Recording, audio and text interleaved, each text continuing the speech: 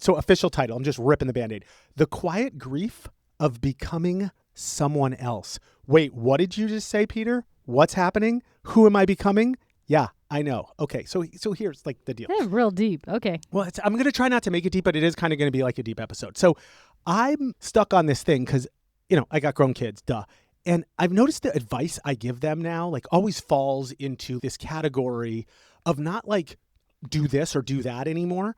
It's more like, well, those doors will probably close or, those doors will stay open if you do for some reason, my language is always around doors opening and doors closing. I'm trying to help them like work shit out, like scenarios out. Does this make sense? Sure. Okay. You're talking through their experiences or what's happening and just trying to make sure they understand their choice, what could happen potentially with the choices they're making. Okay. Okay, so bear with me because I'm going to put all this together. But it's a really weird analogy. So me and Gabby, we bought our house, 18 years ago, right? So the house we picked wasn't our first choice. Like either one of our first choices. I don't know did you have the same experience with Trent? Did you go, oh my God, I love the house, we're buying that house? Yeah, well, we compared the house that we bought to every other house. Okay. And we were told that we didn't get the house that we currently have. Okay. So then we went shopping for another 6 months and compared every house to that house and wanted that house 'Cause you 6 loved months it. later.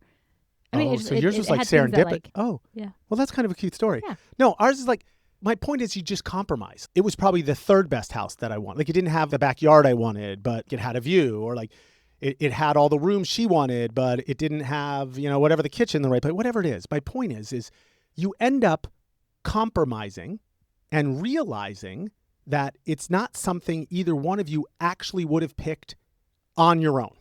Does that make sense? Okay, sure. And maybe I'm thinking about that like now a lot more, right? Since Gabby passed. It's not like I want to move or anything, but I think I'm sort of having that moment of like, how did I get here? How did I pick this? And I recognize that this whole concept of nobody tells you about what choice you made or compromised into and where it would lead you.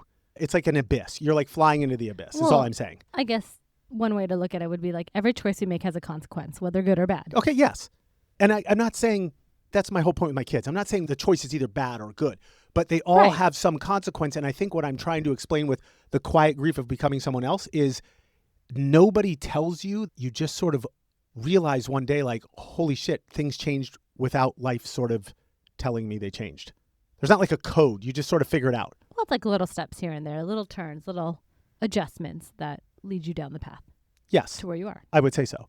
And then you're sort of left, in my case, mourning who I am now, not in a bad way, but just like in a way of, I didn't realize that part of me was now gone because I live in a house in Yorba Linda that I picked 18 years ago. And now I love my house. So I'm not mad about it. But now I don't want to pick another one. Your good choices, your trade-offs or whatever were actually the right ones.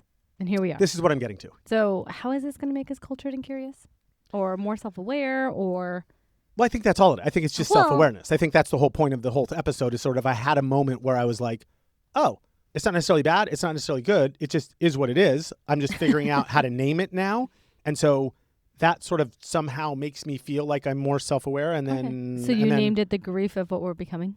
The grief of becoming someone else. Okay. Because the idea is, am I who I really wanted to be? Or am I a result of many beautiful compromises that I've chosen to make? Right, but do you think this is a very American thing? That's a good question. Where we are like, you can be anything you want to be, or what's your dream big, or fill in the blank. Whereas other cultures, it is the daily step of life that, like the theology of like, it'll guide you. Yeah. And yes, you have decisions to go, right or left or straight. Hey, thanks for listening. If you like this content, subscribe, leave a review, and share with us your episode ideas. We'll pretend like they're ours and pass them off as our own.